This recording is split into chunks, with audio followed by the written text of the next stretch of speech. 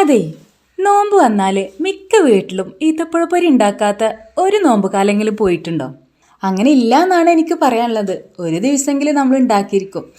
അപ്പോൾ ഇന്ന് ഞാനിവിടെ ഈത്തപ്പഴപ്പൊരി ഉണ്ടാക്കുന്നത് കേട്ടോ. അപ്പോൾ എപ്പോഴും ഉണ്ടാക്കുന്ന പോലെയല്ല ഇപ്പം ഉണ്ടാക്കുന്നത്, കുറച്ച് വെറൈറ്റി ആയിട്ട് എങ്ങനെ ഉണ്ടാക്കാമെന്ന് ചിന്തിച്ചിരിക്കുമ്പോഴാണ് ഇതൊന്നും ഇങ്ങനെ ഒന്ന് ട്രൈ ചെയ്ത് നോക്കാം. സക്സസ് ആവുകയാണെങ്കിൽ നിങ്ങൾക്ക് കൂടെ ഷെയർ ചെയ്യാം. സക്സസ് ആയിട്ടാണല്ലോ ഇവിടെ വീഡിയോ വരുന്നത്.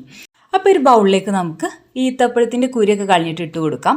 പിന്നെ കുറച്ച് തേങ്ങ ചിരകിയതും, പിന്നെ കുറച്ച് റവയും, പിന്നെ ഏലക്കാപ്പൊടിയും നെയ്യും കൂടെ ചേർത്തിട്ട് നന്നായിട്ടൊന്ന് കുഴച്ചിട്ട് ഇതേപോലെ ബോൾസ് ആക്കി എടുക്കുക കേട്ടോ. കൈ വെച്ചിട്ട് ഇതുപോലെ അങ്ങനെ ചെയ്തെടുത്താൽ മതി.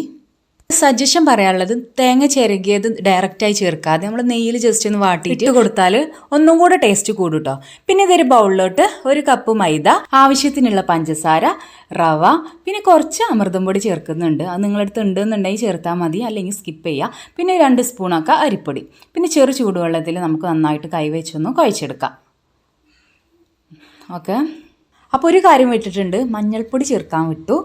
അപ്പോൾ മാവിലോട്ട് മഞ്ഞൾപ്പൊടി കുറച്ചിട്ടിട്ട് നന്നായിട്ടൊന്ന് മിക്സ് ചെയ്ത് കൊടുക്കുക. നമ്മുടെ ബോൾസ് മാവിൽ മുക്കിയിട്ട് നല്ല ചൂടായ എണ്ണയിലേക്കിട്ട് ഫ്രൈ ചെയ്തെടുക്കുക. ജസ്റ്റ് അങ്ങോട്ടും ഇങ്ങോട്ടും തിരിച്ചു മറിച്ചൊക്കെ ഇട്ടിട്ടൊന്ന് ഫ്രൈ ചെയ്തെടുക്കുക കേട്ടോ. അങ്ങനെ നമ്മുടെ സംഭവം ഇവിടെ റെഡി ആയിട്ടുണ്ട്. എങ്ങനെയുണ്ട്? ഈസി അല്ലേ? അപ്പോൾ നേരത്തെ പറഞ്ഞ് ശ്രദ്ധിക്കുക, തേങ്ങ ഡയറക്റ്റായി ചേർക്കാതെ നെയ്യിലൊന്ന് വാട്ടിയിട്ട് ചേർത്താൽ അതിൻ്റെ ഒരു പച്ചമണം പോയിട്ട് നല്ലൊരു ടേസ്റ്റാണ് നമുക്ക് കിട്ടുക. അപ്പോൾ എന്തായാലും നിങ്ങൾ ഇതുപോലെ ഒന്ന് ട്രൈ ചെയ്ത് നോക്കുക. സേവ് ആക്കി കേട്ടോ. ട്രൈ ചെയ്യുക, ഫീഡ്ബാക്ക് പറയുക. അപ്പോൾ ഓക്കെ, ടാറ്റ ബൈ ബൈ.